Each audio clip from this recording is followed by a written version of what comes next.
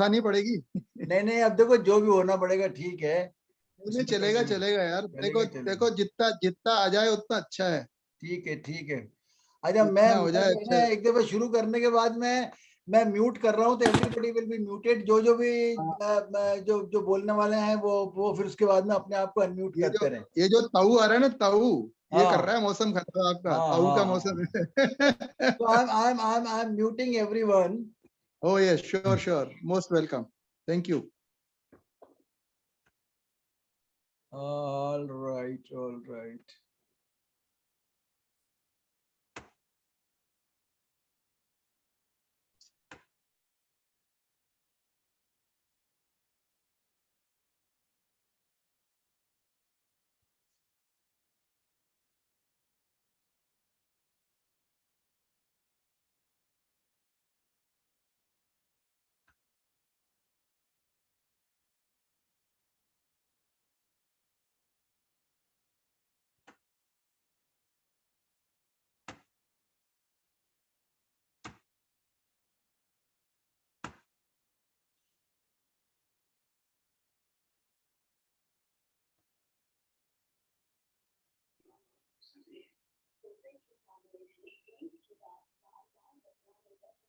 Well, am I audible? Yes, sir. And my screen is visible. Yes, sir. All right, all right. So let us start our sharp 8 o'clock. We start with our meeting, and normally this our meeting is being started with this Ramcharitmanas Doha, which everyone knows about it. That academic discourse is probably one of the best thing in the life, other than any heavenly pleasure. So we welcome Dr. Mohnish Grover, Dr. Ram Gulati, Dr. Ravikant Porwal, Dr. Maya Hada, Dr. Sandeep Nijavan, Dr. Aruna Vyas, Dr. Veena, Dr. Sunit Shah, Dr. U.S. Agarwal, and Dr. Lalit Gupta.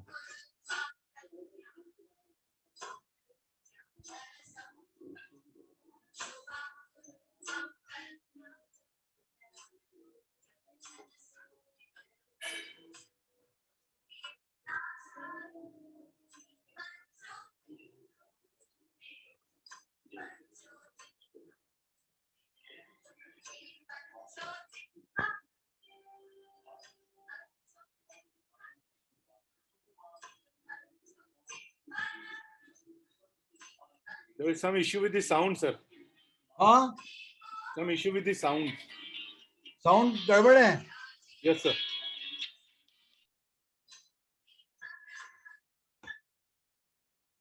All right. So first of all, welcome Dr. Sandeep Nijavan, a senior professor in SMS Medical College. And Dr. Lalit, can you please introduce Dr. Sandeep Nijavan? He's a Dr. Lalit. It's my pleasure to introduce Dr. Sandeep Nijavan, whom I have an honor to know personally also, of course, through Dr. Manisha Nijavan, ma'am. Dr. Sandeep is a senior professor and ex-head of the Department of Gastroenterology at prestigious SMS Medical College, Jaipur. He has voracious publications, 150 and above, in both international and national journals, and more than 100 papers have been presented by him in various conferences. And he has mastered himself into the endoscopic surgeries and has accomplished indigenization of 26 gastroenterology Well, endoscopic we accessories. welcome Dr. So it's Sandeep welcome, Nijavan. Then Dr. we welcome Dr. Sunit Shah. Dr. Sunit Shah is a neurologist, and he owns there's a brain tower near a what we call it as a Gaurav Tower. Just next to that, there's another big tower which is called as a brain tower. So Dr. Sunit Shah is a renowned neurologist in this group. Then we have got Dr. Ram Gulati. Ram Gulati is well known with all of us as a dermatologist, and Dr. Ram Gulati. And Dr. Lalit, can you please introduce Dr. Ram Gulati? Yes, sir. Dr. Ram is a very versatile and very knowledgeable dermatologist out in Jaipur. And he has training from various centers, including Jaipur and Glasgow, UK, and he has been a former honorary clinical teacher at University of Glasgow at UK.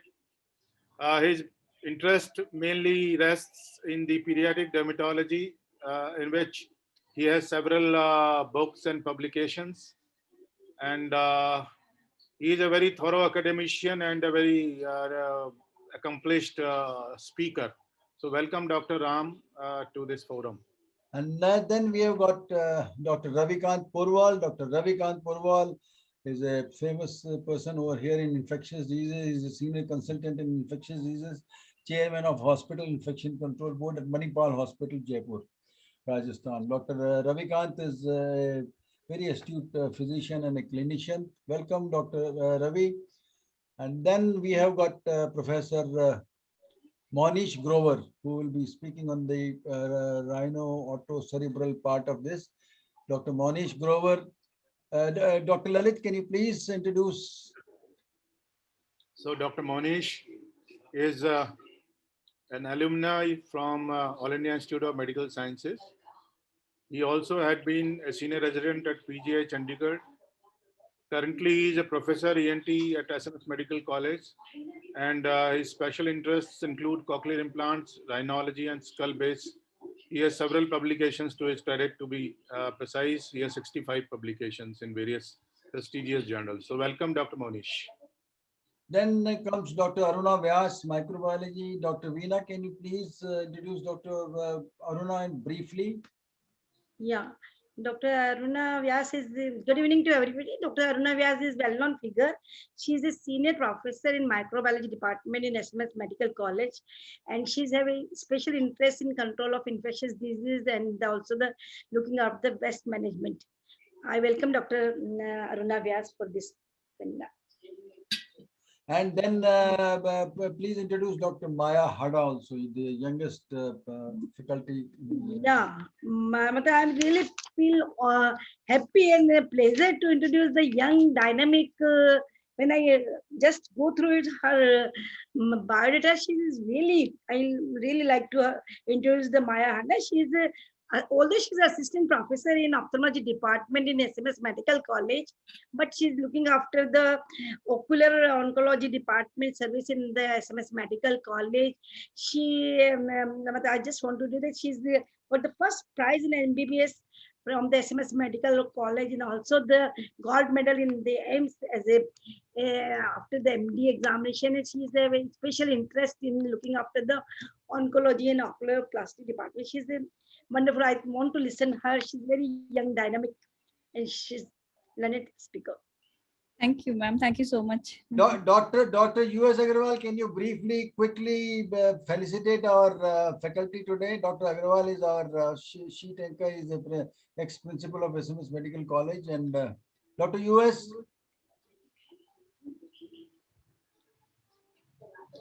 Dr. U.S., are you connected?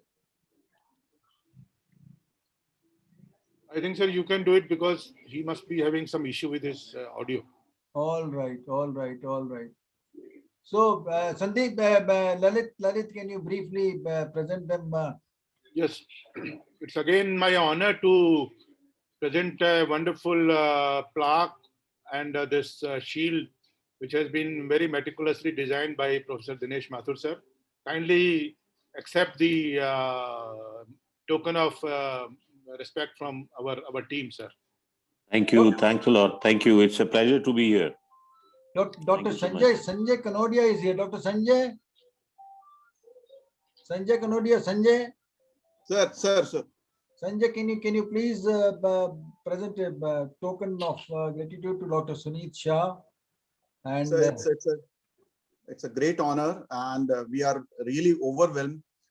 Or Dr. Suneet Shah, sir, he's here, and we present this certificate of appreciation towards this extraordinary dedication towards dermatology teaching in our PGNR. And to our dear Ram Gulati also.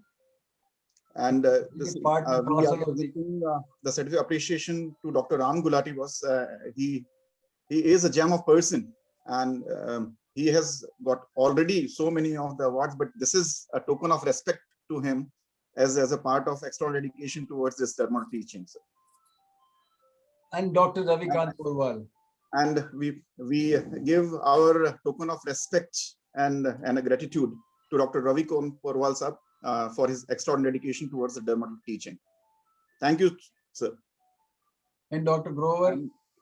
And we present this token of appreciation to Dr. Mohnish Grover sir for his dedication towards his patients and today's webinar on this mucormycosis. Thank you. And Dr. Veena, can you present this? Yeah, it is my pleasure to present the certificate of appreciation to Dr. Aruna Vyas and the office. She's a London and she's doing a lot of work in our department of also to Dr. Maya. Yeah, Maya, you have a lot of medal in your credit award, and this is the also. Please, I also happy to present this certificate of appreciation from this. Thank you, ma'am. Thank you. Well, so thank you very much. And with this brief pre-thing, first of all, I invite Dr. Ram Gulati to just give a brief introduction of the subject, how we will proceed. And we as a dermatologist and all people, we were already very much disturbed with the so-called tinea or fungus, or what now I call it as a white fungus in front of this black fungus. So Ram, can you please share your screen and briefly, we have to cover up all the things in by 9:15. After that, we have got a very interesting quiz also, which anybody can participate. And the quiz is 10 questions, multiple choice questions. Dr. US, you are muted. Can you unmute yourself? Dr. US. Yes, sir. Yes, sir. Because I invited you, but you were there. So we would like to have your presence. Yes. So Dr. Agarwal, normally we do all these things, Dr. Agarwal, myself, and Dr. Lalit. So there was some problem in his audio, but Dr. US will be with us till end. And you will be telling us about your experience also something, right? There is some issue with Ram's and can't unmute. It says host is not allowing. No, he can unmute. Ram, come on, he must be. He has sent a chat in the chat box. No, but listen, Ram can unmute. He must be trying to unmute with the another. Maybe. Yes, Here sir. he has sent a- Ram, can you unmute? It shows Ram. unmuted, but I think he still has an issue. No, but I have not stopped his. Yeah. It is showing that it is not muted in the box. Ram, can you unmute? I think we'll have to give him a call. No, he must be listening our voice. Ram Can't Gulati. unmute. He has just again sent a message that he can't unmute. But we can unmute. Is his side. Hmm. Then We can unmute. Now it is fine, sir. It's done. Yeah. Okay. It says host allowed. Okay. I'll just share the screen. Yes, please. We're already 5 minutes late, huh? There are almost 165 people, so it's a good attendance, and we are hopefully more people will join. Yes, Ram. Right. Good evening, sir. Right. And lovely evening to everybody.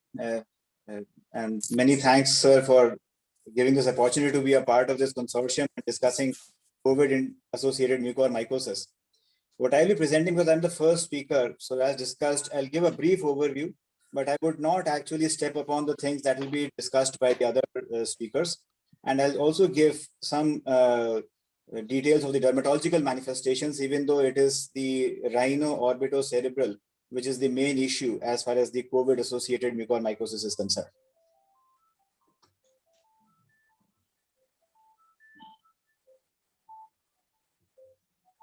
You're unable to change your slides or what? No, that's right. Is there. Now, I think if you look at the news articles as well, I think, I don't know how much even more than what the doctors are covering, I think the media is covering.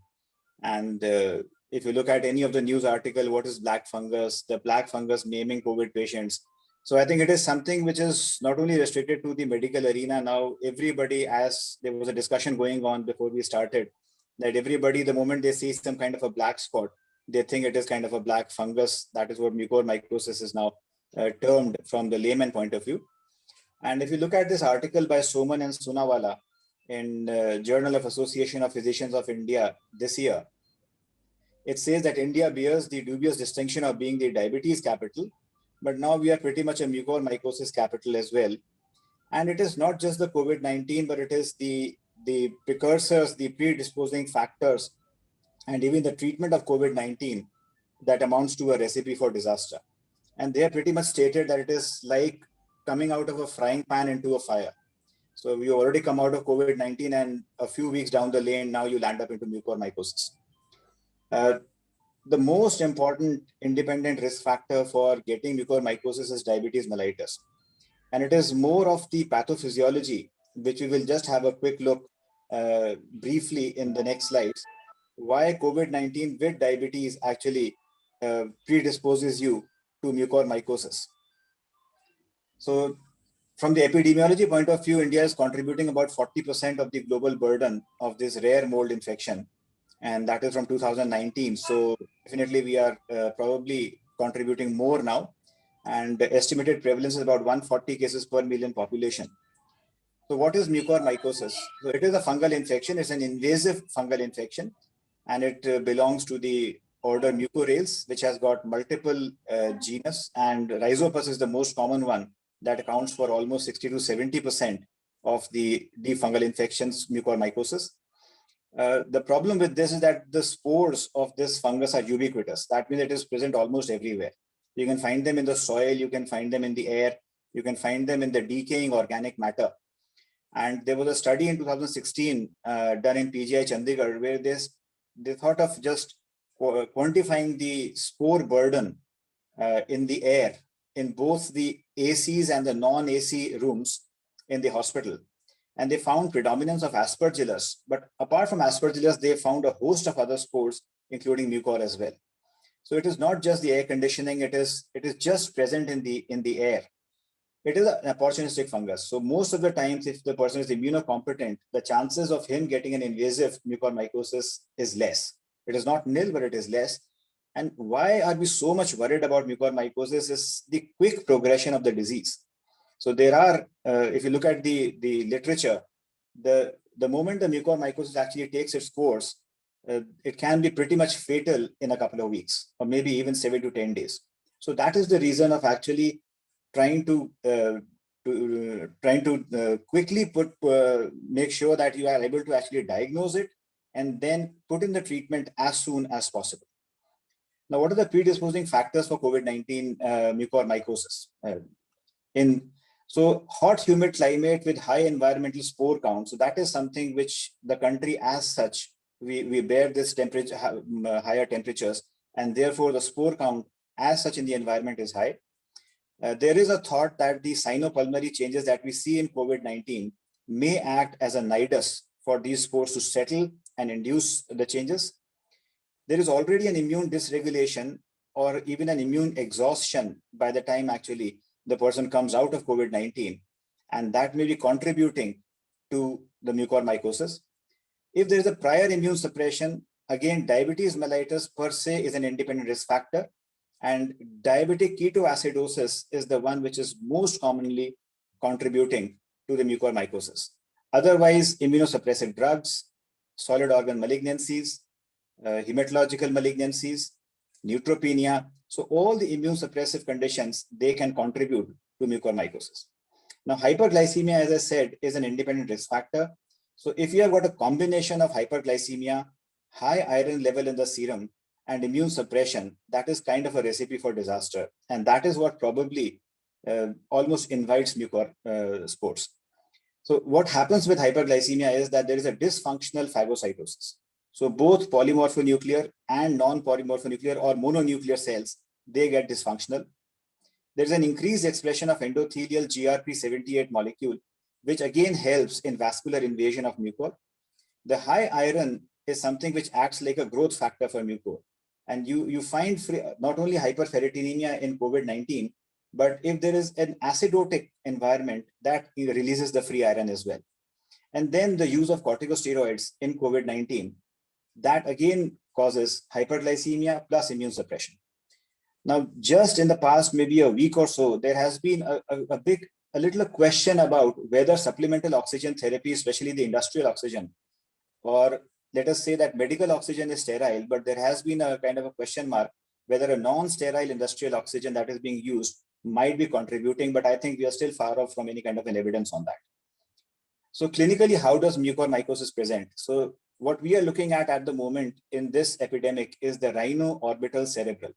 So that is something which is closely related to diabetes mellitus. Pulmonary, usually you see them much more with hematological malignancies and solid organ transplant. Cutaneous, almost 20% of the mucormycosis is cutaneous, but the most common reasons are trauma, for example, burns. So that is something which is not a part of the discussion because that is not something that we see at the moment as part of the epidemic. And again, gastrointestinal and disseminated are other varieties.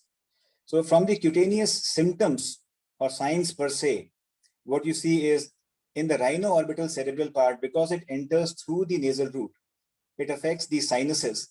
So usually the patient is going to present with one-sided facial swelling. There may be pain and numbness because of involvement of the fifth cranial nerve. There can be gradual erythema with edema, but it is very quick to progress. So after the first 1 or 2 days, it can actually just pick up the pace. And you can see erythema, edema around the eyes, around the nose, with cellulitis-like presentation. There can be pain in the tooth or jaw. Eventually, the skin is going to break down with necrotic ulcerations, eschar formation, and that is when you start seeing this blackish discoloration, and that gives us the name the black fungus.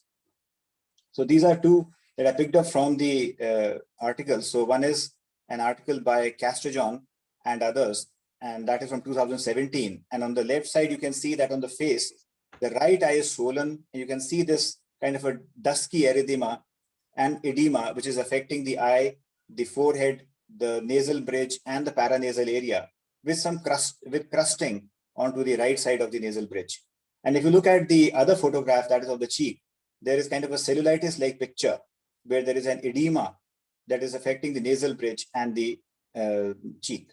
So it is, I think, the epidemic that we are going through, we need not go that far to pick up mucormycosis. And maybe if the patient complains of pain in the face area, complaining of any edema, complaining of any numbness, and you can see any erythema, I think it is better to investigate there and then. How do you investigate? So KOH mount is the Dr. Aruna will be here. She will be discussing the investigations earlier because we have got a faculty over there. Yeah, absolutely. So I'm just naming so. Right. So yeah, because, so we have got all the faculty present over here. So absolutely. So the various modalities that you have at your hand is a KOH mount, which is the easiest to do. You can do a calcofluor or Gomori methenamine silver stain and culture, a biopsy. And for pulmonary, you can do a bronchoscopy. Imaging is helpful both for the sinopulmonary areas, and quantitative multiplex PCR is something which can give you a result quicker. In KOH, what you see is aseptate hyphae with right angle branching. Treatment, I think Dr. Ravikant is going to take up, and the ENT and ophthalmology are going to elaborate on the surgical debridement. So probably Ravikant, we will be asking him to speak in the last, so the treatment he will speak in the last. Ravi, you would like to speak in the last, the treatment part? All right. Thank you very much, Dr. Ram. And it was indeed a nice introduction to the subject. And now I invite Dr. Ravikant. Yes, sir. Yes, sir. Yes. Ravikant is an infectious disease man. How does he handles and how does he confronts with the patients of mucormycosis in general? Because then Dr. Monish Grover will be telling he's the main person behind this mucormycosis and the nodal officer of SMS in the Rajasthan for mucormycosis. Ravi, can you briefly tell? And after that, you touched the treatment in the last. So please tell us how do you see the patients in the ICU and other settings? Yes, sir. Sir. Good evening, everyone. So my slides are visible? Yes. Okay, fine. So first of all, thank you so much, sir, for giving me this opportunity. And I think it is really the need of hour to discuss about this very important disease, which is actually, I would consider it is like another tsunami which is rising. And as we have already seen that there are a lot of news into the media about this black fungus in India. And I have a disclaimer to make that mucor is not a black fungus. There is nothing to do with black fungus with mucor. Black fungus is a separate group of fungi. We call it Dimetaceous fungi. Basically, they have melanin pigment. That's why we call that black fungus. It is only possibly a scar formation. That's why probably the media is naming it as black fungus. But as a medical fraternity, we should know that mucor is not a black fungus. And I would restrict myself to the clinical aspect of mucor. And to begin with, I would like to discuss a very important study, although it was a very old study in 2005, which actually really looked at what are the independent risk factors for development of mucor. And you could see that more than half of the patients were only having either diabetes or normal host. So, which means it is not a very unique fungal infections of immunosuppressed individual. It can be there in normal host. It can be there in a sort of relatively immunocompetent individual. And it's a very, very important point to understand that even if somebody develops mucormycosis, it is not a hallmark of immunosuppression. Although, yes, it is very, very important to remember that in immunosuppressive state, you can find any fungus, but generally speaking, mucor is little down in the list in immunosuppressive individuals. A new risk factor has born in last year, and which we all know in form of COVID-19. And the reason is already very clear. Dr. Ram Gulati has elaborated about that. Steroid-induced hyperglycemia in a diabetic or a non-diabetic individual. Biologics uses like tocilizumab, itolizumab, they will also predispose to the incidence of fungal infections. Hyperferritinemia in COVID-19 will work as a fuel for this particular fungus. Although oxygen systems have been blamed as one of the risk factors in University of WhatsApp, but I would say there is no evidence yet. And if you really try to find out a balance between assumption versus evidence, there is no study which has found that presence of mucor as a bioaerosols in humidifier waters. And if you specifically see, fungi actually do not produce spores in fluid. They need a hard surface to produce spores, and mucor does not contaminate water. Although other fungi may contaminate like Candida, Aspergillus, etc., but mucor does not contaminate water. And pure oxygen itself is a toxic for microbes. So basically, if you see the theoretical concept, possibly it is not really possible that oxygen systems are the major cause of COVID-associated mucormycosis. And if you see, mucor cases do not really present while you are caring COVID-19 patients in acute care settings like in ICU. Basically, it presents in post-COVID period when they go home, and because of T-cell mediated immune suppression, possibly this particular fungus makes the way into sinonasal disease or into various anatomic locations. If you see the clinical presentations based on anatomic site, we can have 6 major forms of mucormycosis. The most common one is rhinocerebral mucormycosis. Others are pulmonary mucormycosis, cutaneous, GI mucor, and disseminated and uncommon form. You can also have a isolated renal mucormycosis. You can also have deep-seated sensory site infections because of this particular fungus. As we all know that it is an angioinvasive fungus, wherever and in specific anatomy location where actually it's angioinvade, like in rhinocerebral mucormycosis, we'll have a local symptoms, sinus swelling, sinus tenderness, redness, ophthalmoplegia, restriction of eye movement, etc. While in pulmonary cases, we will have chronic cavitary pneumonias. It can also present as acute non-cavitary pneumonias as well, which will actually cavitate later on.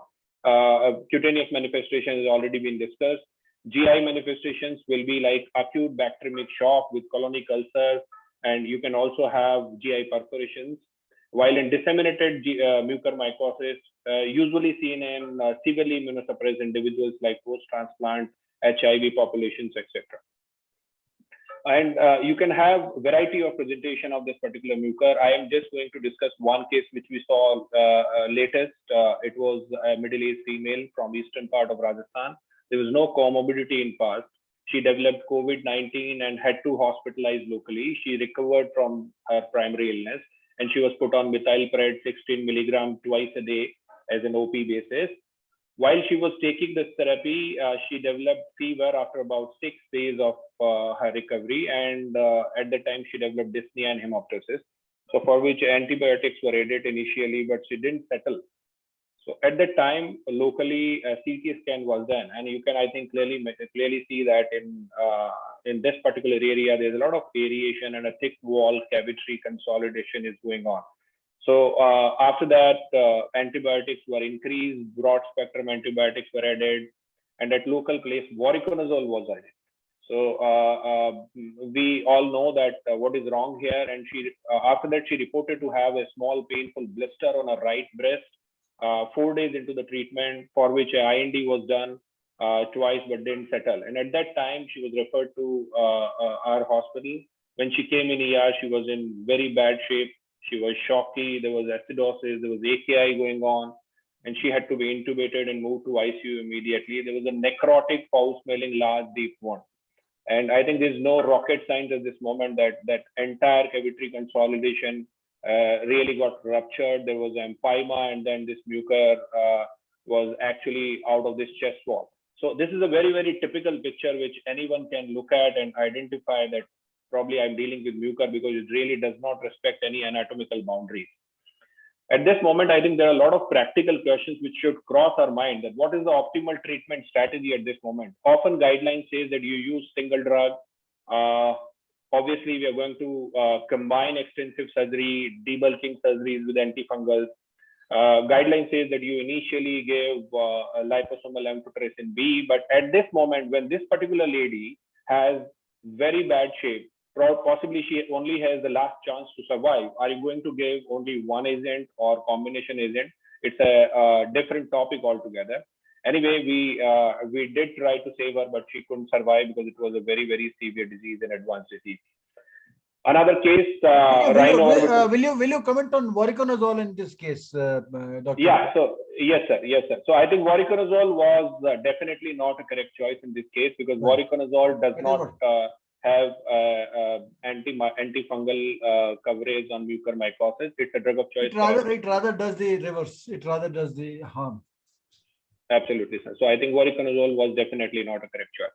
So this is a typical case, middle-aged male, a good controlled diabetic post-COVID-19, got rhino-orbital mucormycosis. You can see the left eye was enucleated, and there are some CNS involvement as well. But again, you know, the most difficult part in mucor, once it is in a very advanced stage, that the treatment is very costly. And similarly in this particular patient, he couldn't afford the treatment and went DAMA.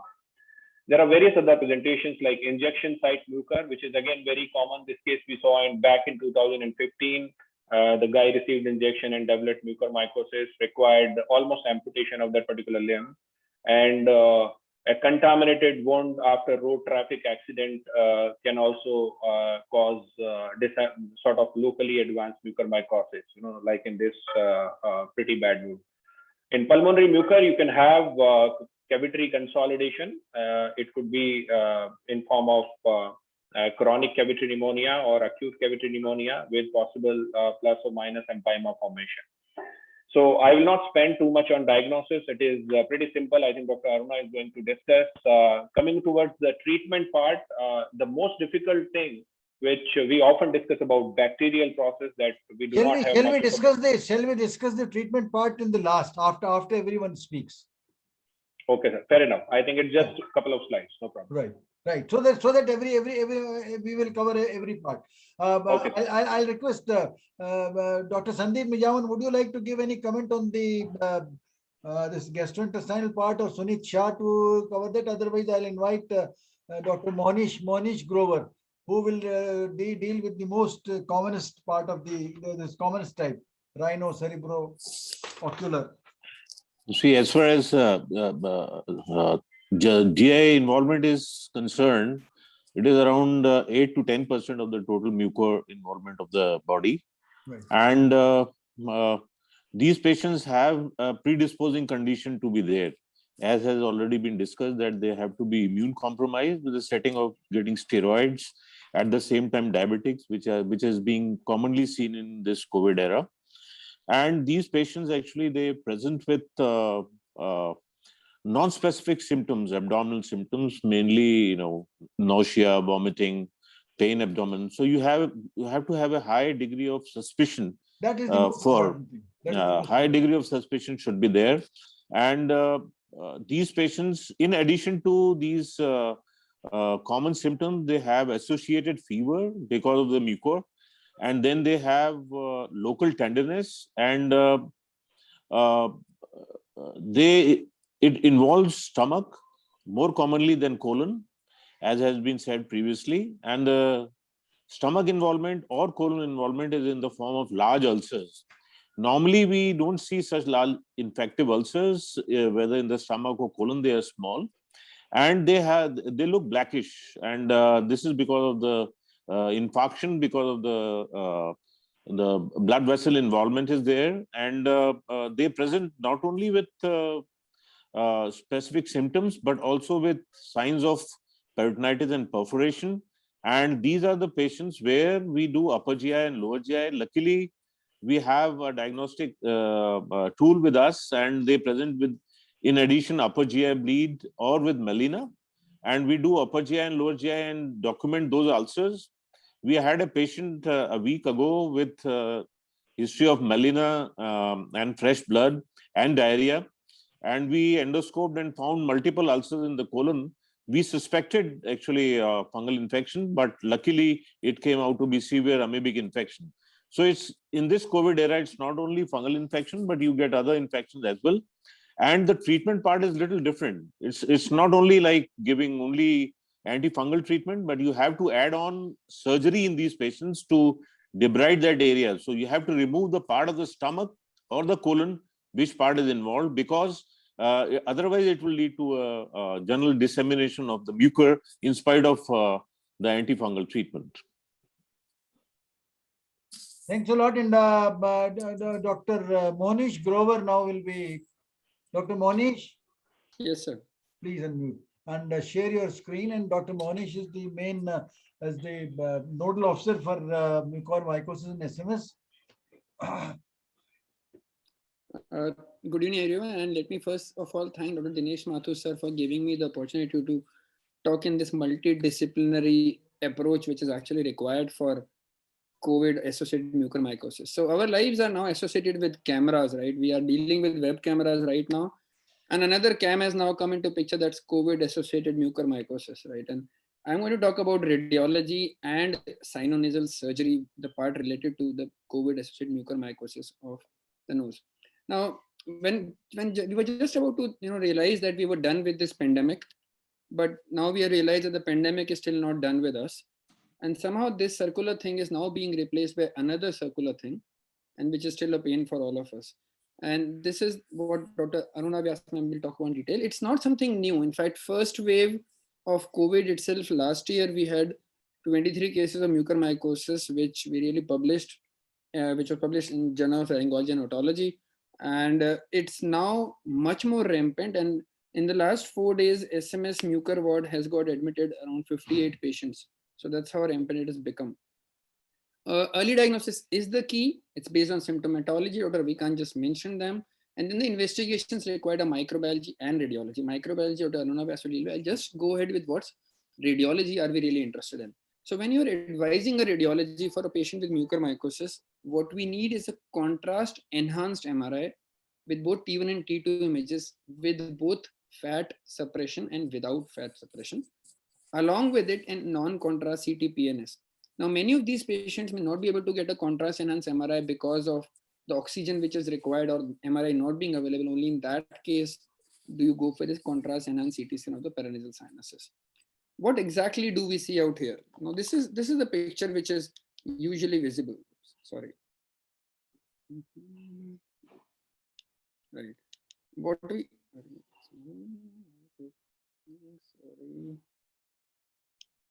Right. So what we see here is, this is the kind of an MRI which you see. If you look on this side, this turbinate is on the right side getting very well enhanced. Just magnify it, and we see this turbinate very well enhanced, taking up the contrast. On the opposite side, we see this turbinate which is completely black.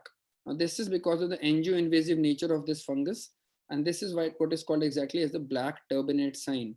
So characteristic areas which are seen are these are all you see are these hypodense areas without any contrast uptake, indicating the necrotic area. So the aim of treatment when you come to surgical debridement would be to remove all these hypodense areas so that the areas which have blood supply can actually get some amphotericin and deal with this disease in that manner. Sometimes it may be a very subtle thing. This patient had only this pterygoid area showing just a small soft tissue density in the CT scan, but the facial pain was immense.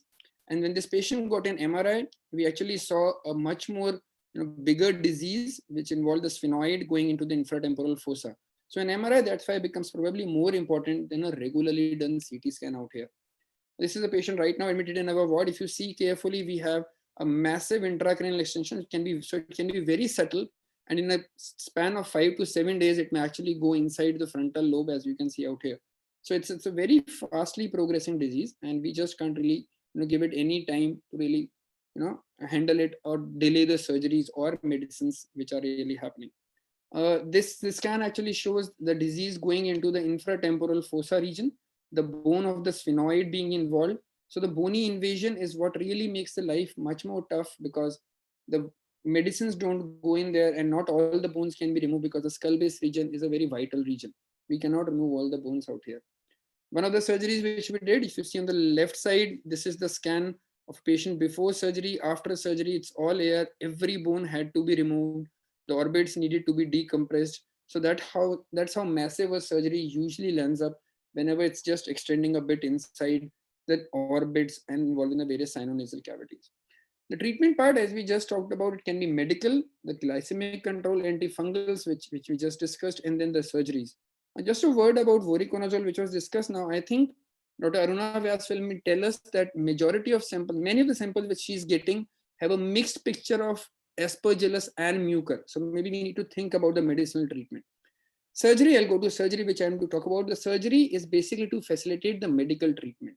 That is removing of all the necrotic tissue, debulking or debriding of the tissue which does not have blood supply, which has a huge fungal load.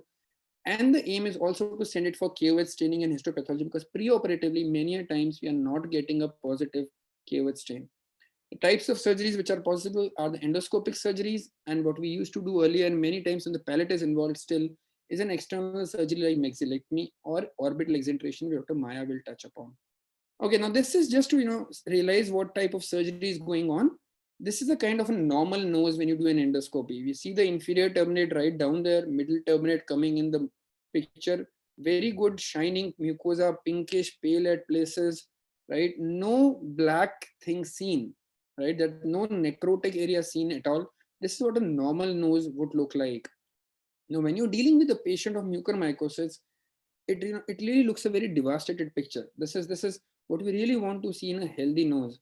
The moment you go to a mucormycosis, this is what it starts looking at. All these black necrotic areas, the septum, the inferior turbinate, the middle turbinate, going right into the sinuses. So all these areas will need to be removed for any kind of hope that this patient would be able to make out of mucormycosis. So it involves a lot of debridement of the necrotic tissue. We have now advanced instruments like microdebriders, which really help us with, because otherwise the suctioning required along with removal of tissue is a very painful job when you're dealing with a necrotic tissue. And this is how you go about debriding. This is the area of the ethmoid sinuses, which had a lot of fungal debris. This is one of the recent cases which we did. You debride it off with microdebrider. These are shavers which also have suction. On the right side, the 3 o'clock position, you can see the orbit actually. That's the opening of maxillary sinus. And the orbit will be decompressing in this space because the patient had orbital cellulitis associated with mucormycosis. Luckily, there was no fungus inside the orbit on the MRI scans. Now, to decompress the orbit, we actually remove the medial wall of the orbit. That's called as the lamina peparissia. So that's what we are removing out here. Then we have the periorbita, which is a fibrous structure, which then needs to be incised so that you can actually have any kind of look inside the orbit or reduce the edema inside the orbit, which was the aim in this patient. So this is the periorbita which we incised with the sickle knife. The orbital fat is now prolapsing inside the nasal cavity, and we'll soon see that this will occupy the whole of the ethmoid area or the sinuses which were actually present. So this is now coming out of the orbit, going into the sinonasal areas. The surgery is initially to prevent any kind of edema or to take care of any kind of edema which has already happened inside the orbits, so that there is no pressure which would lead to further vision loss. So that's the kind of an orbital fat which now prolapses in the sinonasal cavity. This is what it looks like. This is hardly a 5-day-old surgery, right? These are all good vascularized areas, no necrotic tissue seen. So that's what we want to see, because any necrotic tissue would actually again require debriding. So you may need to debride it again and again, depending on the clinical picture, the endoscopic picture, and if required, the radiological picture.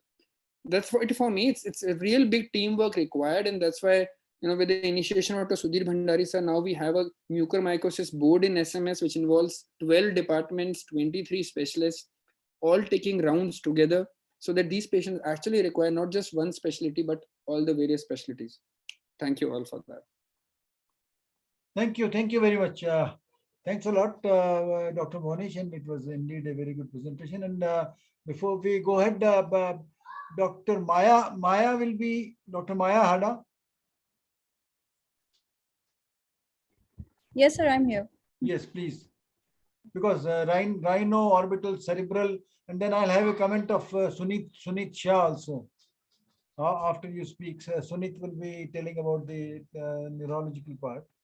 Yeah, okay. So I'll again emphasize on one point that Dr. Monish mentioned, that the patient was having a clear orbit in spite of having ophthalmoplegia. He was not having any actual fungal invasion into the orbit while he did the endoscopic orbital decompression. The fungus was not found. So basically, many times it is ischemic insult. Because of that, the fungus emboli, which causes thromboemboli into the central retinal artery or ophthalmic artery, and that leads to ocular features like ophthalmoplegia, restriction of movements, and there is no actual fungal invasion into the orbit. So here radiology becomes very important tool, whether we should decide for exentration in these cases or we should do a minimally invasive debridement. So that is important. Would you like to present some screen sharing with some slides? Okay. I thought you are asking me to comment upon that. No. I just I wanted to head your presentation, and as well as then Dr. Aruna Vyas. Yes. Ophthalmology always correct us, sir.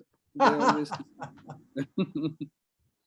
So thank you, sir, for having me here. So I'll be talking about the ROCM, a battle within the war. That is the COVID war. We have this another battle. So most of the points have been covered by the previous speakers. And we know that ROCM means the rhino-orbitocerebral mucor, which enters from our nasal cavity, goes into the sinuses, then goes into the orbit, and ultimately makes its way into the brain. So it used to be a very rare condition pre-COVID era, but now we are seeing, as Dr. Monish mentioned, there are 58 cases in just 3 days in our mucor ward. Mortality is very high, even with treatment, 40 to 50% mortality is there. And it's imperative to initiate the treatment on time, because a delay of a week can lead to just increase in the mortality by around 35 to 66%. We know that the fungus is ubiquitous, and only immunocompromised people get this infection, and particularly the diabetic patient who are in acidotic condition or who are on long-term steroid or organ transplant patients. So as Dr. Ram Gulati has already mentioned the etiopathogenesis, I will not repeat all these things, but I will like to mention this point that COVID itself is an immunocompromised situation. It affects the neutrophilic action, which is important for the phagocytosis. It affects your serum iron levels. The mucor feeds on iron. It eats iron. It's important for mucor to get internalized into the host cell because of iron. Again, the COVID causes diabetogenic state. We are seeing many patients who are not diabetic, who are not known diabetic, and they were maybe pre-diabetic, and after getting this COVID infection, they're having the sugars around 350, 400. So why it's happening? Because this COVID virus, it affects your beta cells of the pancreas and it causes a diabetogenic state. Then COVID itself causes fungal invasion. It promotes because of causing damage to the endothelial cells. And it is also very important to know that the point of entry of the spores is through your nasal mucosa, and impaired mucosal immunity remains for a long time after COVID-19 infection. So even when the patient is COVID positive, till 8 to 12 weeks, this mucosal immunity remain impaired, and that is the time you can catch this infection. This is the article mentioning the diabetogenesis pathogenesis in SARS-CoV-2 infection. Now, steroids play a very important role because from day one, we are seeing many of the physicians, they are giving a cocktail of steroids, broad spectrum antibiotics, tocilizumab, etc. While ICMR and WHO have recommended to use them only in moderate to severe cases, and not from day one, but from when you are suspecting the cytokine storm, that is after 5 to 6 days. And that also for a limited period of time. So injudicious use of steroids predisposes to this condition. Now coming to the sign and symptoms, clinical features of this condition. So the first and foremost, the mucor inhalation is from the nose. So you'll get the symptoms in the nose. There is dryness or crusting in the nose. That is the first feature. Patient may have some blood tinged discharge from there or blackish discharge from the nose. He can feel some stuffiness or blockage in the nose. So these are few important symptoms that that can lead to early diagnosis in the patients who are at high risk. So apart from that, when the this mucor invades into the sinuses, he can get a feature like a sinusitis, headache, sinus tenderness, some facial pain or facial edema on that side of the sinus. And after that comes the involvement of the palate. So you can see some eschar-like thing, that is a black ulcer-like thing on the palate or even on the nasal septum in the nasal cavity. So this eschar is actually when the fungus, which is a vasculo-invasive fungus, it causes ischemia and necrosis of that tissue. So that tissue turns black. So that is causing this black thing. And that's why we are labeling is that it is as black fungus. It's not actually black fungus, like Dr. Ravikant mentioned. And once the sinuses are involved, the next part the fungus will involve is the orbit. So in orbit, initially the patient may have some edema, that is the swelling over the eyelid. Then eventually it will lead to complete ptosis. Patient can present with vision loss, and the vision loss is because of the ophthalmic artery or central retinal artery occlusion. As I said, the fungus is vasculo-invasive. It will disseminate through the vessels. It will obstruct your artery, and then the patient will have a vision loss. In later cases, advanced cases, you can have a ulcer-like thing over the eyelid, or you can have an eschar over the eyelid or periorbita, which can eventually spread over the ipsilateral face. Then there is a term called as orbital apex syndrome, because all these nerves are lying in close proximity at the orbital apex, and once that is involved, patient will present with ophthalmoplegia. All the extraocular movements will be restricted. There will be complete ptosis, and because of the occlusion of ophthalmic artery, there will be vision loss. So all these are the delayed signs of mucormycosis. And how this presentation is different. We are not seeing the mucormycosis for the first time. We were seeing it in pre-COVID era also, but now in this second wave, we are getting young patients, early presentation, and bilateral presentation. So bilateral cases are coming, diseases involving young patients also. So this is how it's different from the mucor which used to happen earlier. Now this is the proposed staging of ROCM. This is divided into 4 stages. I'll quickly run through it. First stage is, as I mentioned, it involves the nasal mucosa. So it restricts itself into the turbinates, septum, and then in the second stage, it involves the sinuses, mostly ethmoid maxillary sinus. And then after that, it involves the orbit. In the orbit, we can characterize into 3A, 3B, where there is limited orbital involvement. And then 3C, 3D is advanced orbital involvement. So these are the stages where you will need orbital exenteration. So here in the radiology, you can see the globe is stented, the optic nerve is stretched, and the orbit is all filled with the pus and the fungus. So this is an advanced stage of orbital involvement where you have to do an exenteration. Then comes the involvement of CNS, and CNS, once the orbital apex is involved, it is in close proximity with the cavernous sinus. So your superior orbital vein thrombosis will then lead to the cavernous sinus thrombosis. And after that, there can be multiple brain infarction and multifocal CNS disease. So at this stage, that is the fourth stage, patient will have fever, loss of consciousness, altered sensorium, and hemiplegia. Radiological sign, Dr. Monish has already covered. I will just speak few things on the orbital involvement. This is the black turbinate you are seeing in this slide. And here, why contrast enhanced MRI is important. See, in spite of so much of sinus and the nasal involvement, these muscles are enhancing with the gadolinium contrast. That means the vascular supply is still intact. So these are viable tissues. So you don't want to exenterate these viable tissues. If you give the liposomal amphotericin B, the drug will reach here and it will cause resolution of the disease. So once you are seeing the enhancement, that is very important to establish the fact that the disease is still can be controlled with the medical management. Here also you can see the enhancement. This is all black. On radiology also, black is synonymous with the mucor. So black means hypointense, and that is the non-enhancement of all these turbinates and this part of the sinus. Now, when this MRI is not available, you have to decide upon the CT scan. These are various coronal sections showing the involvement, massive involvement of the ethmoid, maxillary sinus, as well as the involvement of the medial orbit. So this much of the involvement is characterized into limited orbital involvement. And if you see that the tissues are enhancing, then still you can do an endoscopic orbital decompression or endoscopic orbital clearance through the lamina papyracea. This diagnostic microscopy and all, Dr. Aruna will be discussing. So coming to the management, it's a team approach, we know. And the mainstay of management is medical management supported by the surgical debridement. So there are three terminologies for this ROCM. One is the possible ROCM.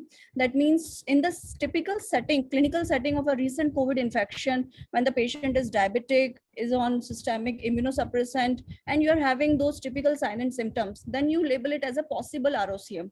Once you have a supportive evidence with radiology or a diagnostic nasal endoscopy, you label it as a probable ROCM.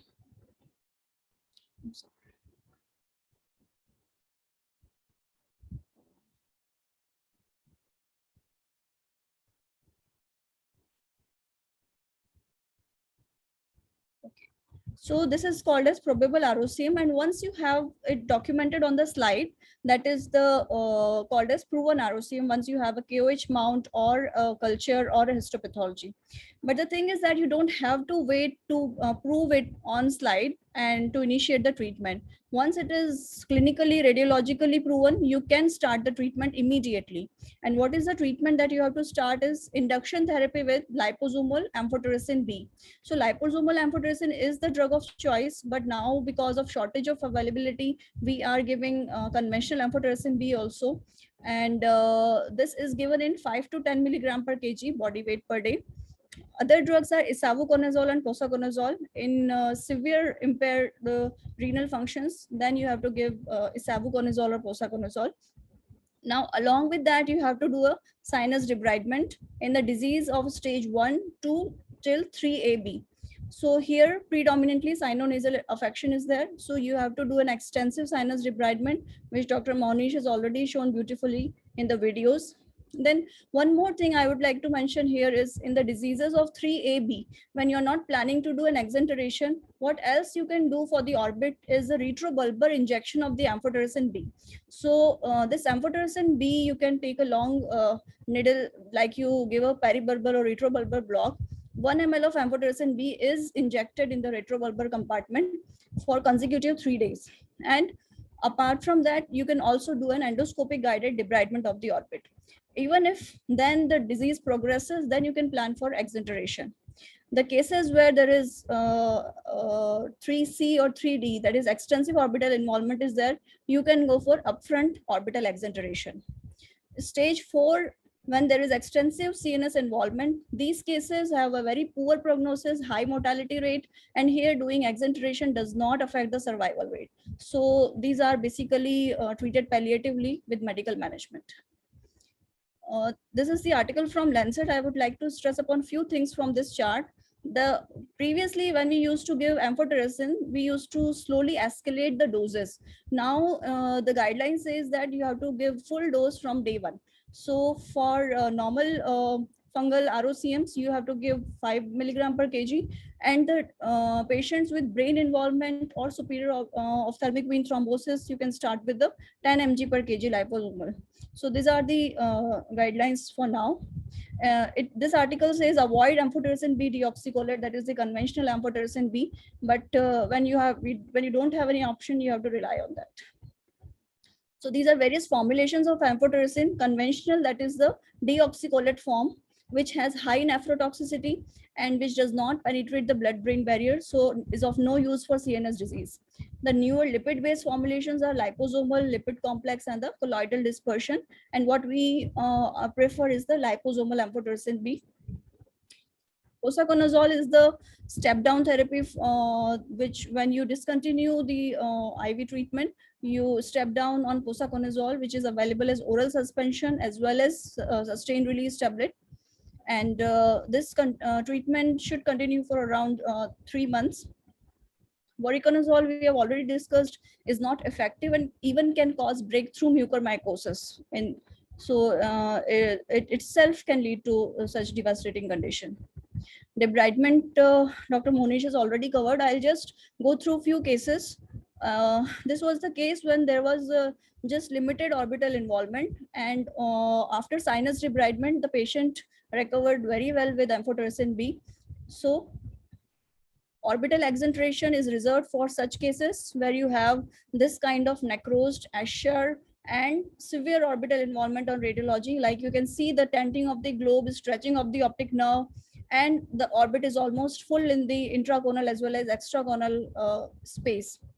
It's a surgeon's decision to plan it, because sometimes you see orbital involvement. Instead of that, the patient is having good vision. In those cases, you can still try for conservative debridement. These are few cases who have underwent orbital exenteration. So this patient is having bilateral involvement.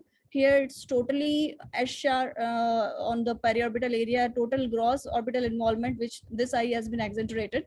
This eye is developing chemosis and ophthalmoplegia.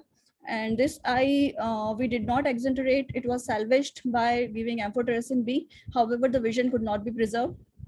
So after exenteration, you get this bony socket.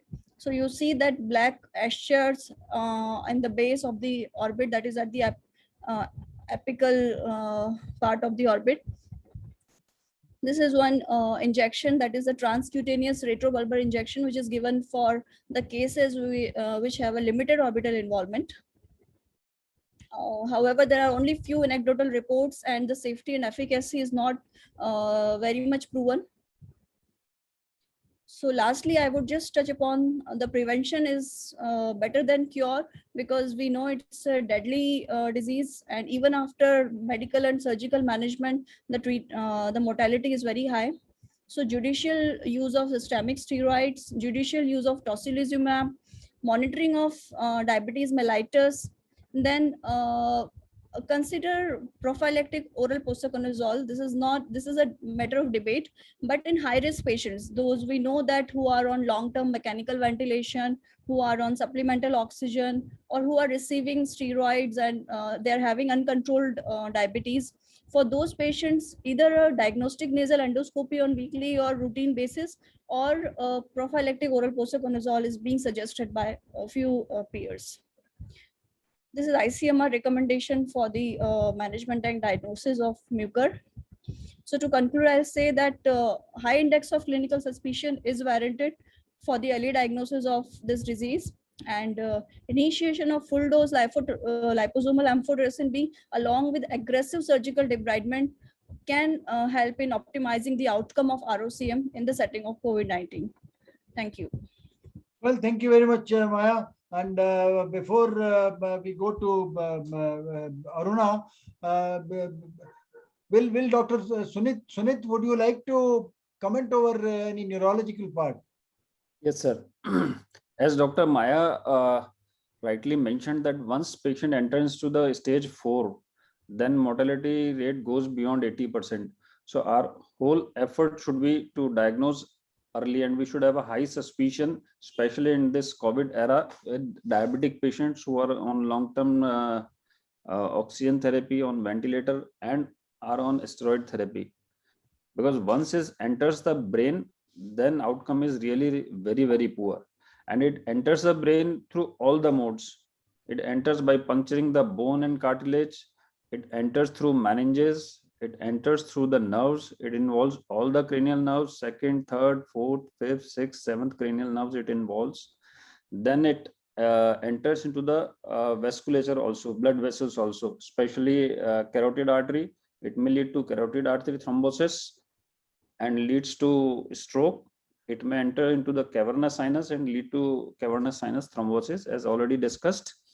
And once it enters the brain, may lead to cerebritis, brain abscess, brain hemorrhages, infarcts, may present with headache, seizure, hemiplegia, stroke, and coma. So the moment patient complains of any tooth pain, any headache, any eye pain, any jaw pain, day 1, go for diagnostic test. And we should not wait that for a day or 2 you give analgesic and allow it to spread, because it's a very fastly progressing disease. Recently, we had 2 patients. One patient on day 1 complained of jaw pain. We went on imaging study. MRI showed fungal infection. Another patient complained of eye pain. Day 1 we did MRI, it showed sinus involvement. Both of them were operated, and right at present they are doing fine. So our effort is early suspicion. Don't neglect the symptom of pain. Once there is skin involvement, redness, then it is easier to diagnose. But with the very first complaint of pain, we should have a high suspicion. And treatment part, as already discussed, surgery. Treatment we will be discussing just now after we finish everything. Then we will all sit down together. And before that, Dr. US, you wanted to share something. Evening, everybody. Though the cutaneous conditions are not very commonly seen in the COVID area, but I would like to share one experience of one of our patients who was admitted in our ward recently. She had a chronic plaque type of the mucormycosis, and instead of the treatment with amphotericin B, the patient had a partial response only. And then when we discharged, then after 4 weeks, she came back with the exacerbation of the disease. So my point is that after researching the literature, I found that the amphotericin B may be partially, the few of the patients may partially respond only, and there may be recurrence also. This point we should keep in mind. And another thing is that for the prevention part, because it's very important to have something in our mind for the prevention. So in the hospital, because in the COVID ward, we should take regular samples for the spores, bacteria, and everything. But now we should include the spores of the mucormycosis also. At the home, where the post-COVID, because it is mostly a post-COVID complication, so the coolers are said to have more chances of giving mucormycosis than the AC. So we should promote if somebody can have AC instead of the cooler.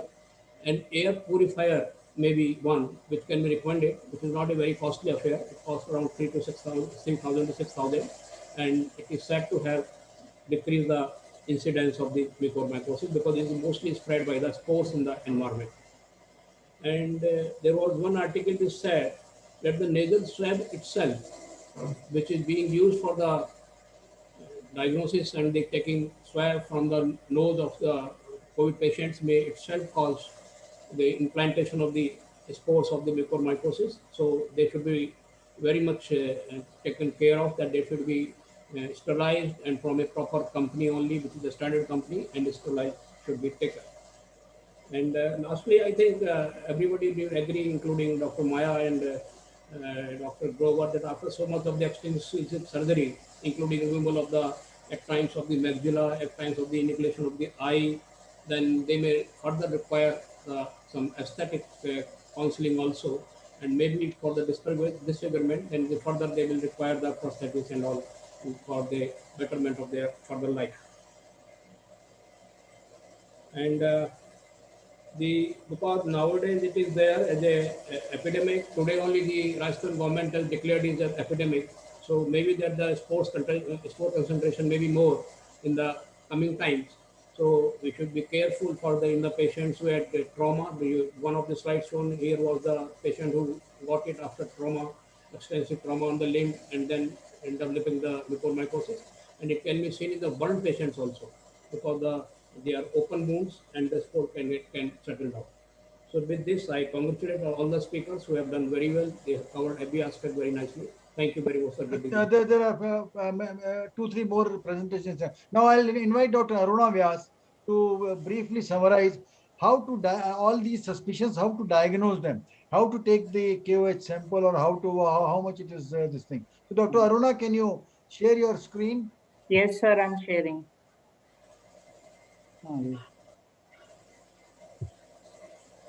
There is always a man behind it, a lady also.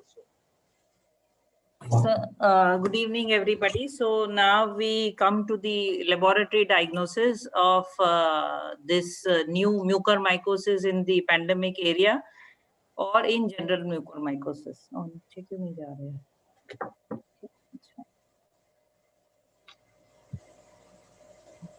Yeah.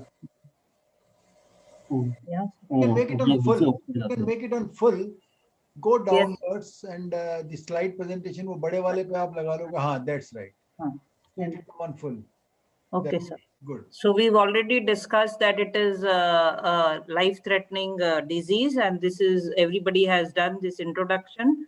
We also know the epidemiology, and it is present globally, and the incidence is more in immunocompromised patient rather than immunocompetent individuals, and mortality is quite high.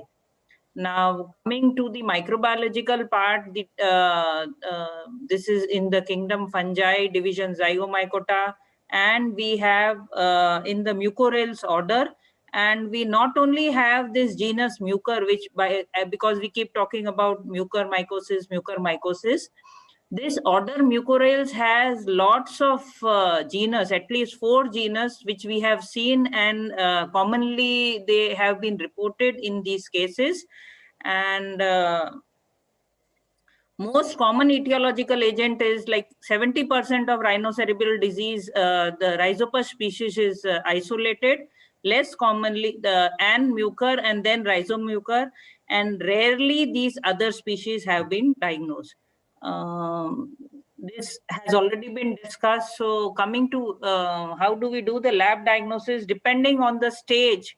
After the clinician has already established the stage, sample collection is done. So if the stage is 1, then deep nasal swab or tissue or sinus endoscopic sample can be taken. Then if paranasal sinuses, then sinus biopsy for culture and all. Then third stage, over and above the first 2 samples, orbital biopsy is also indicated if it is feasible. And involvement of CNS, then you can, again, it involves the rhino-orbital area, and so all these samples and also the endoscopic samples from the brain tissue, if it can be done. Otherwise, I think it would be post-operative. This also has been done. So after all the modalities or all the clinical and radiological diagnosis has been done, the samples are collected. These samples can be endoscopic or CT guided. And one thing we have to see, because these are very fragile. They are aseptate hyphae. They are very fragile hyphae. So no grinding or mincing of tissue has to be done. And you can collect it properly and send it in a sterile container to the laboratory where the microscopy and the culture will be done. So the overview of lab diagnosis will be collection, microscopy, and culture. So collection, the gold standard is tissue biopsy. Swabs are usually, now we are accepting swabs because of this pandemic and because the patient is also critically ill. But tissue swabs are unreliable, as already I discuss every day with Monish, that out of 17 or 18, only 2 or 3 we can see microscopically the hyphae, and the rest we cannot see. Now, additional tests which now have been developed are molecular analysis, which I will discuss later. Biomarkers I have just discussed because there is a lot of talk about biomarkers for fungal diagnosis, that is beta-D-glucan and galactomannan. They are more positive in other fungi, and the only thing is you can rule out mucor. If it is, rule out the other species. If it is negative, both are negative, then more suspicion of mucor should be done. This is how sample is to be collected. If a deep nasal swab has to be collected, it has to be collected with proper precautions. This is a video. We have the samples are collected every day. So after the samples are collected, when the sample comes to the laboratory, initially we do the microscopy, and then simultaneously culture is done. Along with KOH, we can also do fluorescence staining, which will give us a quick diagnosis. Why? Because the samples are coming round the clock and residents are also reporting. So if we have support of fluorescent microscopy, it can be seen easily. The hyphae will be of variable width, non-septate, irregular ribbon-like, and important feature is they divide at, or they branch at right angles. Unlike Aspergillus, which has dichotomous branching at acute angle. And the histopathological stainings, the sample, if it is sent to the pathology, the PAS staining and GMS staining, but studies say that PAS staining is less sensitive rather than GMS is more sensitive. So KOH wet mount, this is just for the microbiologists, that you have to put a drop and of KOH. It can be 10-20% depending on whether it is tissue or whether it is a swab, or even higher percentage can be taken. Let it stand, just put a drop of tissue, a drop of KOH over it, the drop of the sample is put, cover slip is applied, it is passed through the flame, and after keeping for 10 to 30 minutes, you have to visualize under the microscope. So this is our laboratory. The biosafety cabinet is used because these spores create aerosols. So in our mycology lab, we do require and simultaneously cultures and slides are made. And after visualizing in under 40x high magnification, you can see the aseptate hyphae over here. So this was the seen by us only yesterday. The tissue had come to us after surgery, and we could see the right angle branching aseptate hyphae in the tissue sample. And if you see properly within the tissue also, there is a mycelium. Can you show it? Can you show it in high power? That's good. That's good. Very great. So this is the calcofluor mount, which can be easily seen. Instead of normal microscope, if we do a fluorescent microscopy, it is very easily visible. Now this is the GMS stain, where again you can see the aseptate and branching hyphae. And this, I have shown the slide of aspergillosis so that we do not confuse with mucormycosis.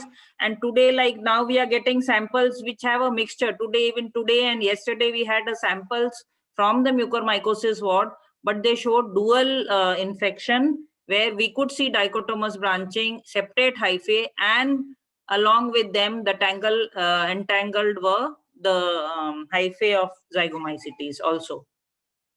So, so this is about then, and then we have to switch over to culture, because epidemiological and correct diagnosis of the species which is present in that group of patient, or what cluster is present in our setup, we have to establish. So all these cultures are done, and this is how a culture looks. So the myth or the misnomer that we have seen, that black fungus, it's a white cottony mycelium which we grow in a laboratory, and this is a culture plate showing the spores. When they develop, they are black in color, but still we can appreciate the white cottony fungus. If the lactophenol cotton grows, so microscopically we have to identify the fungus, and this is a typical, the most commonest which is seen in mucormycosis, Rhizopus oryzae. Then supportive diagnosis by histopathology would be helpful. Now, serological diagnosis or non-cultural diagnostic methods have come up now. And the serological diagnosis, where they say that galactomannan and glucan, if negative, then invasive mucormycosis can be suspected. Then and some ELISpot assay also have been seen, but sensitivity is not justified. Now there are newer methods, molecular-based methods, which have come up now, and they say that they are so molecular methods to it. Now there are molecular methods for which can identify the mucor from culture. So this would be useful when the culture has grown and we need to identify the fungal species. So the best, the MALDI-TOF MS techniques have been developed. Now this MALDI-TOF machine is very, the consumables are very cost effective, and the chips are available, and we can detect either the fungal species or bacterial species or mycobacterial species. So this machine is very useful in a microbiology laboratory for very early diagnosis, because some of these species like bacteria, fungus, etc., have inherent intrinsic resistance to some antifungal or antibacterial agents. So if a fungus so if we can diagnose the species early, then the clinician can start empirical treatment fast. Several molecular techniques have been developed. Initially they have been validated for identification at species level. Then tissue samples can be used. The first approach where pan-fungal primers were used, and both fresh samples or formalin-fixed samples also can be used. And later on, this technique was applied on clinical samples, and they say that when fresh tissue is used, then sensitivity goes higher in this approach. Now, second approach was where specific primers are used, and nested PCR was used for identifying these species, and a multiplex real-time quantitative PCR probes which had specific probes for the various species which were prevalent, and the sensitivity again is very high whenever fresh tissue samples are tested.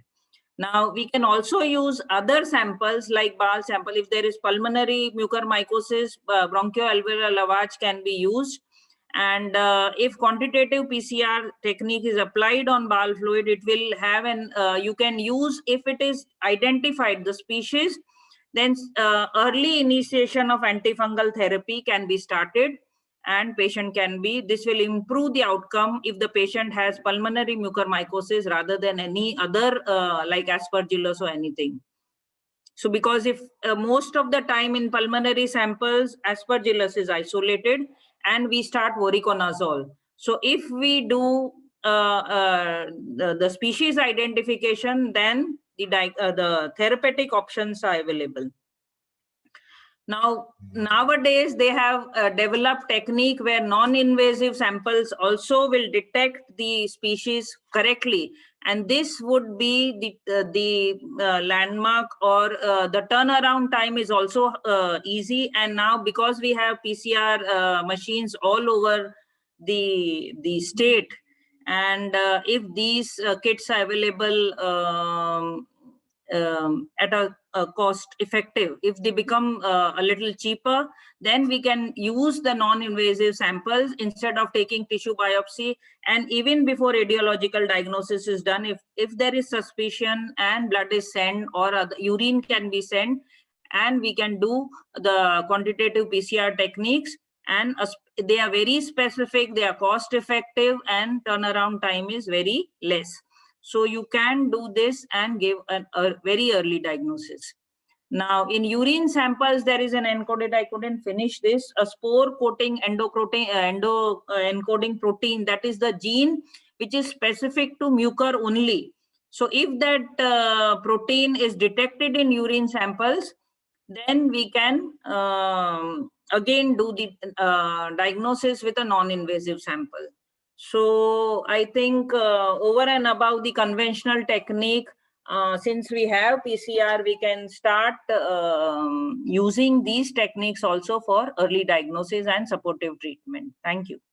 Thank you very much. Thank you, Dr. Aruna. And I'll request all the faculty to please rejoin for the for the discussion of the treatment.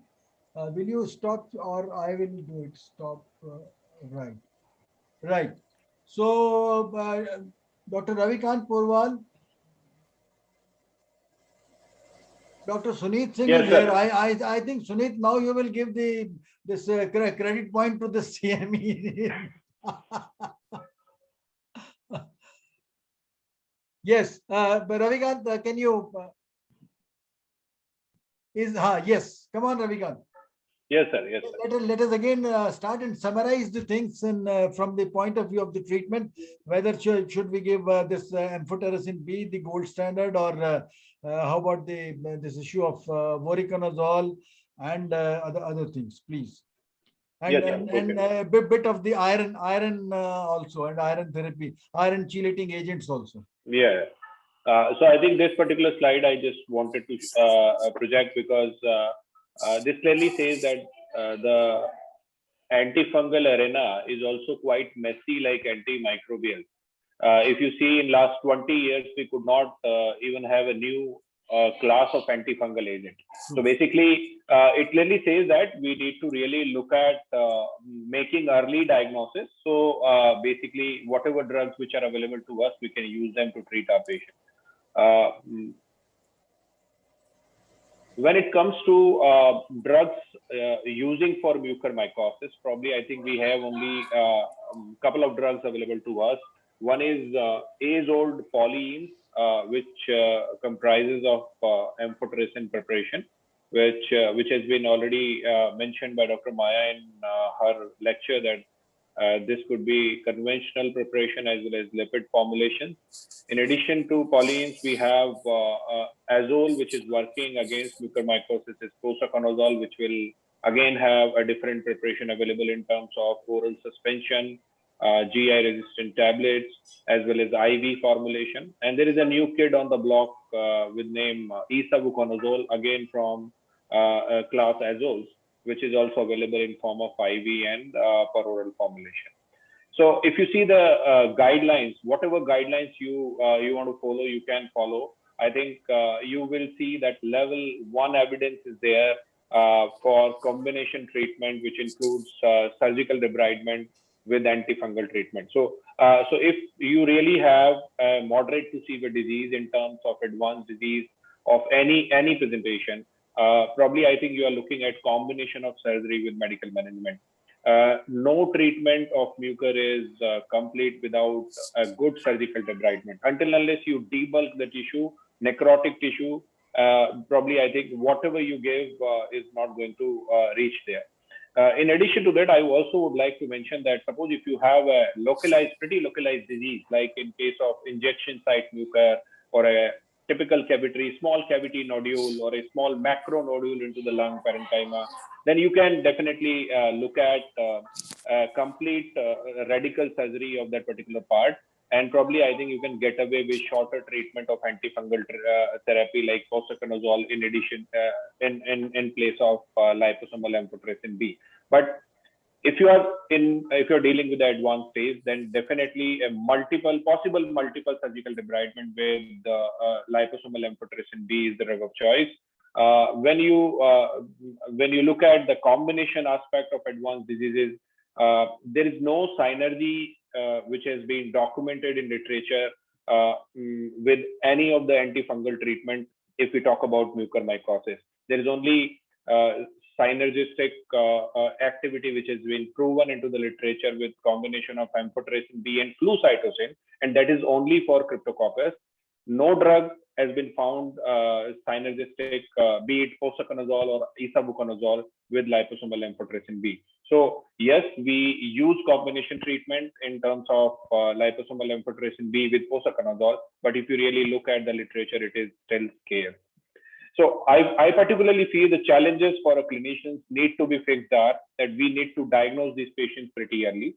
If we really talk about COVID-associated mucormycosis, when we are going to discharge them, we'll have to tell them the leading symptoms which they have to pay attention: swelling, pain, eye pain, some red eyes, problem into the restriction into the movement, etc.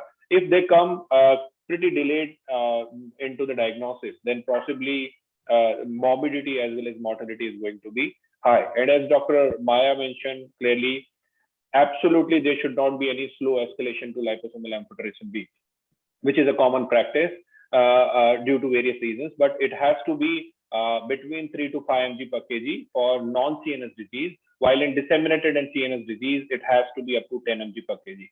And still, a lot of people use conventional amphotericin B, although the pendulum is completely swung towards liposomal amphotericin B, not because of efficacy, but because of toxicity concern.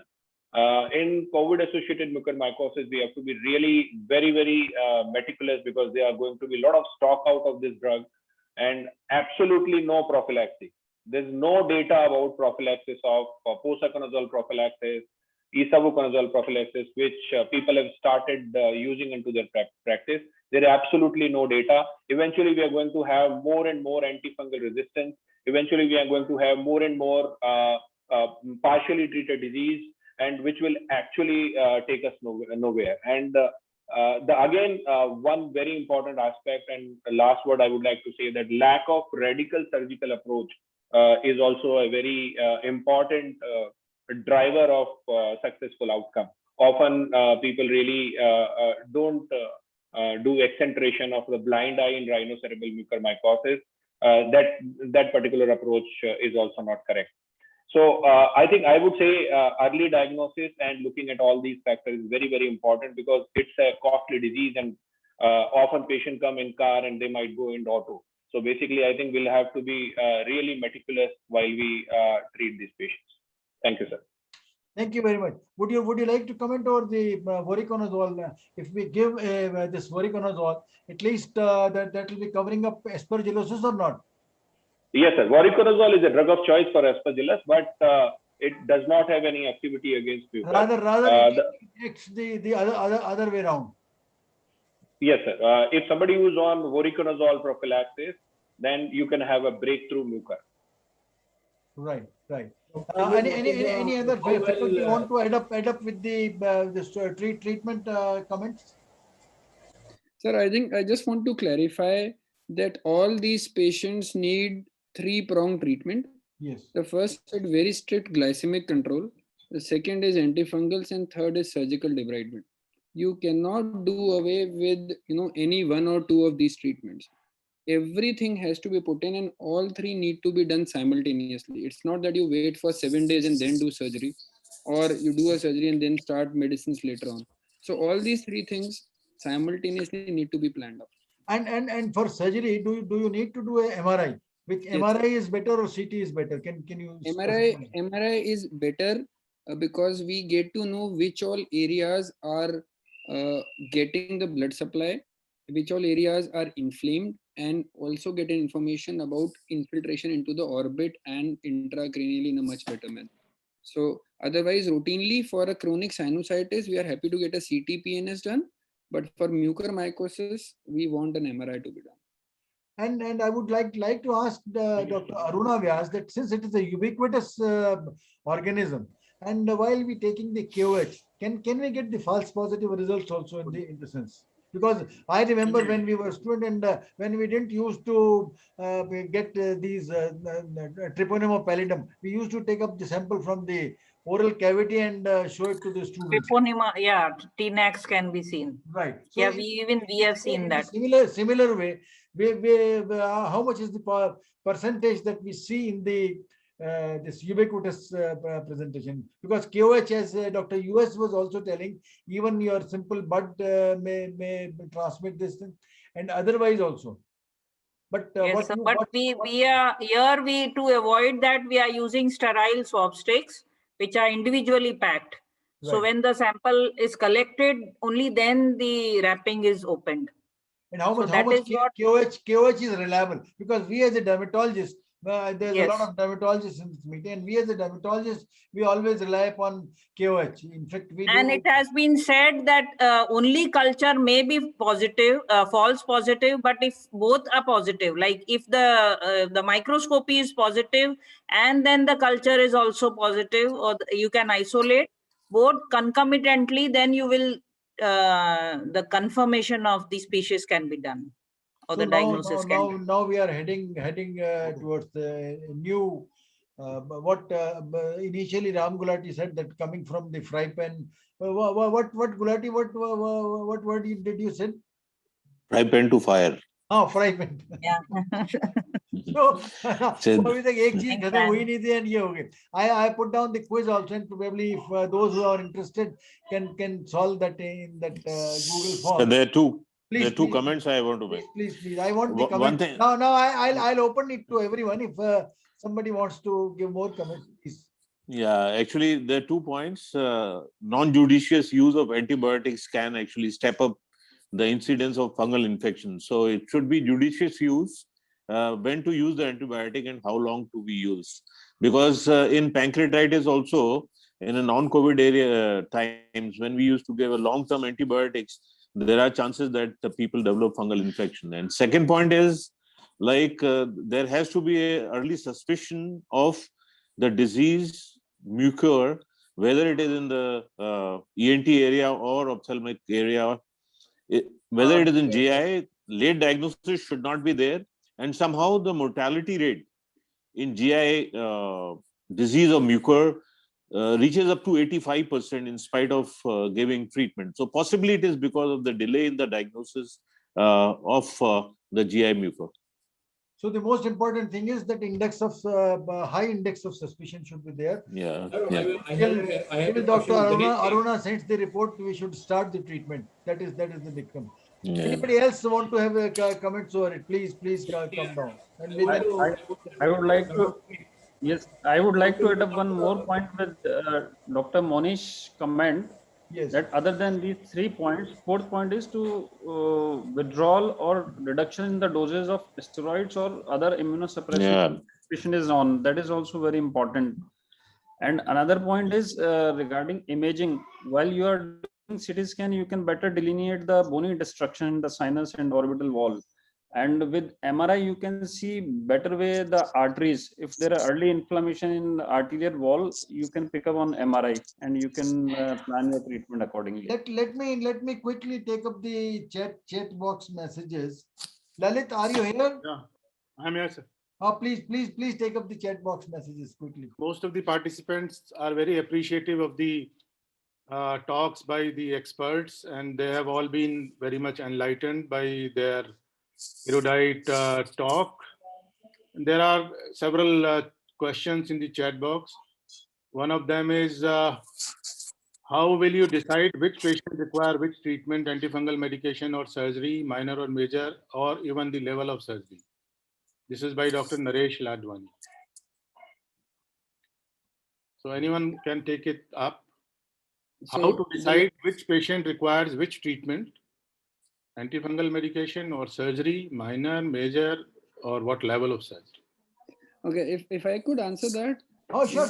Sir, every patient, Ladwani boss, every patient would require antifungal and surgery. Antifungal treatment of choice would be a liposomal amphotericin B. Yes. The surgery required, minor or major, would depend on the extension of disease, based on the radiological investigations which we get. Yes. So, very true. Amphotericin B is a drug of choice if lyophilized or lipid complex available, right? Can you please share the article on the use of voriconazole? Somebody is asking about that. So please, anyone can do it. But there's nothing like article like voriconazole. Voriconazole, it has been written that it should be used judiciously. So there's nothing much about the voriconazole. Somebody has raised about the issue of industrial oxygen being the culprit for rampant use of ROCM. So maybe. But that was not most of the moist condition of putting up the mask and the catheters and the cannulas. Probably that predisposes this thing, isn't it? The Maya or the other people. Ravi, can you take up this? Yes, sir. I think I have already addressed this in my slides. That it is more of an assumption rather than evidence. As of now, we don't know that there is evidence for it. So nowadays, social media and newspaper have become so dominant in the sense that anything will come and they will come out with that.